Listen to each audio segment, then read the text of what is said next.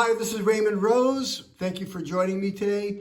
I know that likely you need a car. You're commuting back and forth to work. You're doing your shopping, weekly chores, doing things with your family members. But remember, a car can contribute to financial strains in your lifetime in 7 different ways. Number one, the cost to purchase a car.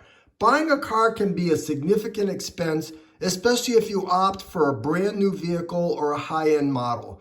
The upfront cost can really strain your finances. And here it is, it's 2023 as I'm making this podcast.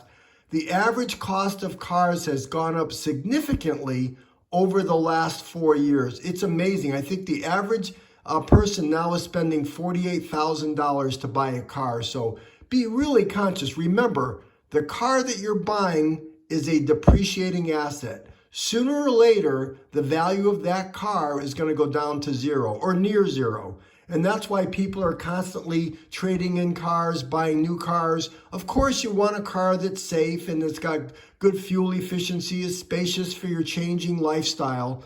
But be very cautious of how much money you're spending on a car. Are you buying it for transportation needs, or are you buying it to be like a trophy to show off to your friends? Be very thoughtful of the money you're spending when you purchase a car. Number two, I just alluded to this a moment ago, depreciation. Cars depreciate in value over time, meaning that they're going to lose their worth as the car gets older. And no doubt about it, this is going to result in a financial loss if you decide to sell your car at a later time. Number three, fuel expenses. When you're purchasing a car, you want to ask yourself, are you going to be using regular gasoline, some type of high premium gasoline? The cost of fuel can be a substantial ongoing expense, especially if you're driving many miles. Maybe you've got a long commute every day, or you're taking trips back and forth to different locations because of your family, coworkers, and more. So be thoughtful about fuel expense. Number four, maintenance and repairs. Remember, cars require regular maintenance such as oil changes, tire rotation, and other different types of servicing. And additionally, unexpected repairs can arise, leading to unplanned expenses. So if it's you, or maybe you've got children that are buying their first car, and make sure that you're educating them on the cost of maintenance and making sure they're doing those items on a regular basis. Number five, insurance. Car insurance is typically a legal requirement. It gets to be very, very expensive, and that's why more than ever you need to drive very carefully. You start getting in accidents, or you live in an area that's got high insurance rates, your insurance can, $800, $1,000, $1,500 a year. Be thoughtful of that. Very important. Number six, registration and licensing fees. And I know where I live, I have to pay registration fees. We get my cars inspected every year, different types of licensing costs that are involved. So again, those can add up over a period of years. Be very thoughtful of that.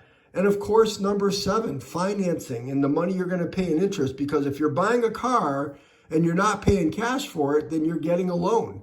And you may end up spending thousands of dollars in interest, which again increases the cost of owning your vehicle.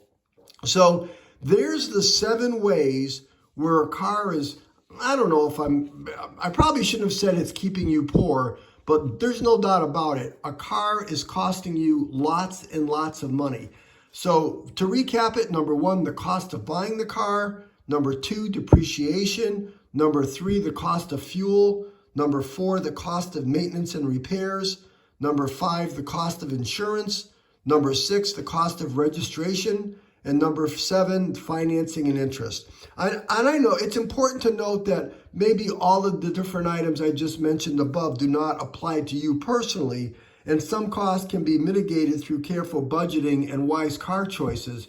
But don't underestimate how much money you're spending on your car annually. And when you think about it, out of a 24-hour period, you might only be driving your car 1 or 2 hours a day. Think about that. And so that if you're spending, thousands and thousands of dollars a year in maintaining your car, and depending on your occupation, your commute, how often you use it, you might be spending, $20, $30, $40 an hour just to drive your car when you take into account how many hours a year you drive your car and divided by what's it really costing you for that entire experience. So that's it. Not trying to be negative with my thoughts. Again, I know you need a car, but be very thoughtful, because all the money that you're spending on your car, especially if you have a higher priced car, that's money that could be going into your emergency fund. It could be going into your retirement account. It could be helping in different ways for your family. So all I'm saying is be really, really conscious, because most people underestimate and never do.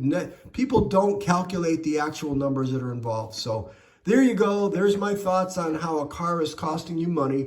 I appreciate you listening today. As a reminder, I make a podcast every single day. My podcast hopefully is very valuable to you. I get to the point. I don't want to waste your time. I'm hoping that you'll, number one, subscribe to my future podcast. Number two, tap the thumbs up link and like this podcast. Number three, if you could share this podcast with your friends. And then number four, go through my other podcast. I think I've got some really useful information. So that's it for today. Thank you for listening. This is Raymond Rose. I'll talk to you tomorrow.